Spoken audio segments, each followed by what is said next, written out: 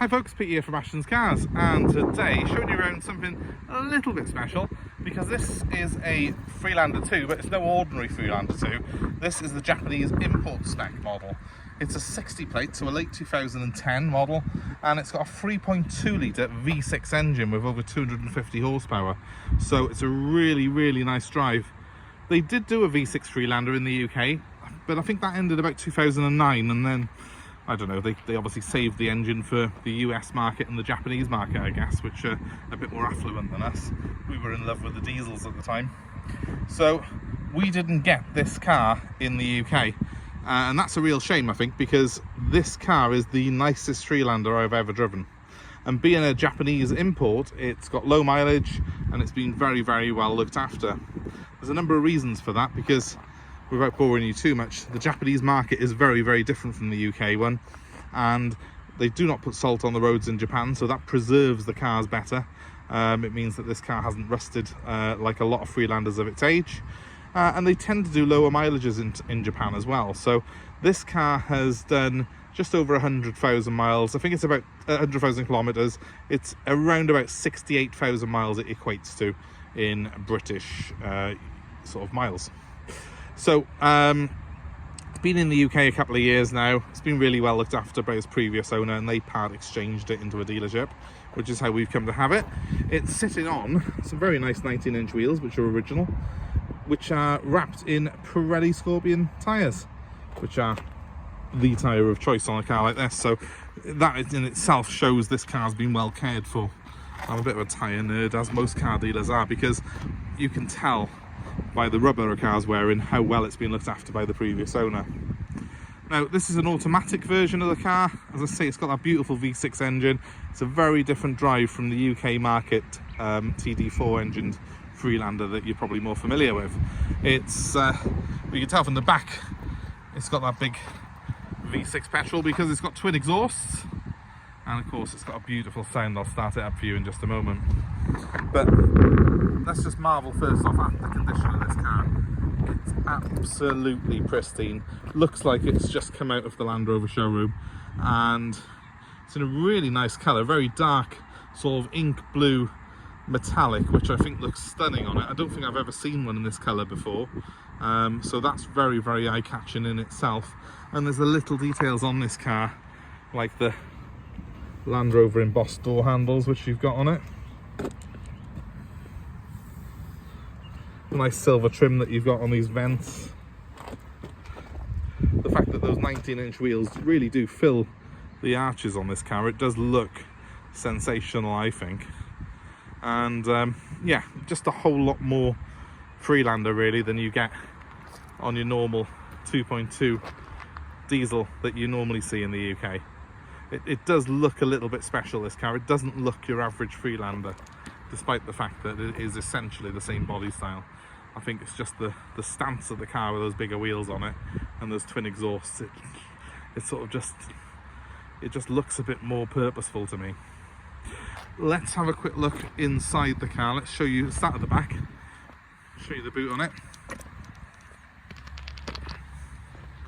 There really isn't a mark on this thing. It's unbelievable how well preserved this is, but that is typical of Japanese imported vehicles, because I used to import quite a lot myself from Japan in a previous job that I had, and they are always fantastic condition, and Japanese really do look after their cars. We've got the summer mats in the back. I've got the winter ones in, the rubber mats at the moment, but you do get both sets with this car. Let's get rid of a spider there.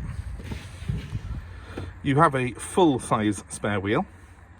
That is that's a different tyre met brand. That's the original, I'm guessing, though, that it would have come with, but it's a 19-inch Continental on that.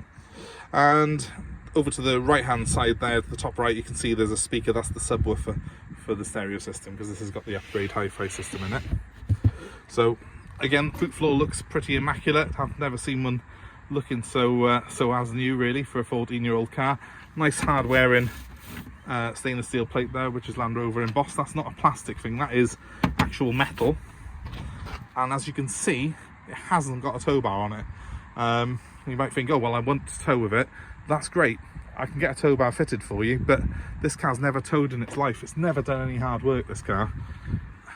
you always find that these Japanese import cars have had a very, very easy life, and that's why, in my opinion, they're always worth a bit more than the UK one. Jumping into the back, nice kick plates there on the door. As you can see, we've got full leather interior and the pan roof on this car as well, which is really nice. This back seat, it really doesn't look like it's ever been sat on. I've said that for many cars lately. I know it's cliched, it really does not look like it's ever had anywhere. Look at the leather.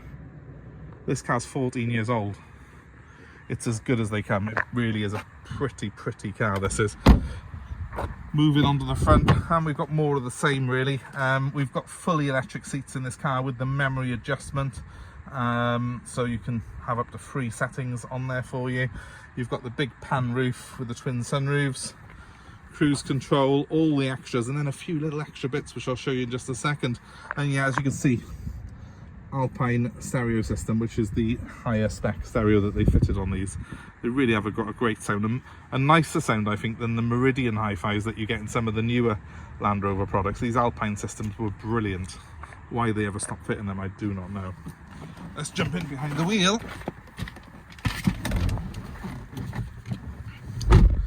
And it's your typical Freelander dashboard, Freelander 2 dashboard, but with a couple of extras. Now, I've got 2 keys for it. Keys slot in here, and you start the engine with the button here. So let's start it up. Systems check in progress. You get a little Japanese lady talk to you. And I don't know what she's telling me, but what I have got is in my mirror here, that's pointing down at my left-hand side wheel, so I can navigate into a parking space easier. It's fantastic, isn't it? And I've got a little camera by here. I can switch views with it, with that button there. If I put it in reverse, that's my reverse camera. How cool is that? So the Japanese do love their technology. Also, when you do put it in reverse, these mirrors, they scoop down a little bit as well to give you you can adjust what view they give you, but you can have it set up so as they're looking at your wheels. So it's little touches like that, little bits of tech that I've not seen in one of these before. I don't know if it was original in the Japan market or whether that's been put on. I've got my 2 cup holders there. Automatic transmission, which is a joy to use. And of course, whereas normally I'm listening to a clattery diesel engine, this has got a beautiful sweet sounding V6, which is so smooth. Let's give it a rev. My God, that sounds absolutely amazing. It's a brilliant throaty engine. This car really performs as well. I mean, the 2.2 TD4 is a good engine, it's a good car, that is, but with this V6 in it, the Freelander 2 is completely and utterly transformed. It's a different world in here.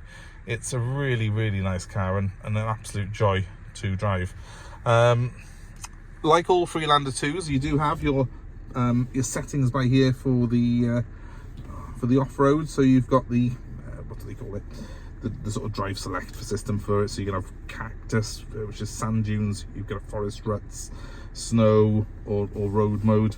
And that's all on here, the same as the standard car. I've got heated seats, and I've also got a button missing for the radio, but I will get a new one put on that.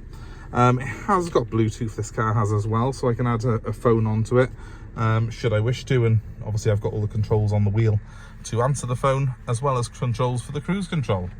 It's well kitted out. I haven't got the sat-nav, but that's not really a problem because you can just use your phone for that.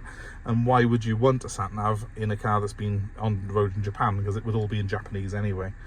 The main thing I have got is that it's incredibly low mileage, because this odometer 111087 is actually in kilometers, and I have done the equation that works out at just 68,000 miles. So very low mileage for a car of this age. Sunroofs, I've got a blind which comes over them if you wish to block out the sun, and I can slide the whole panel all the way back like so. Pretty cool, eh? So I can let a bit of light in, bit of air into the car. Have got aircon as well, obviously. It's very generously equipped in here. I think that tilts as well. Yeah, so you can tilt it as well.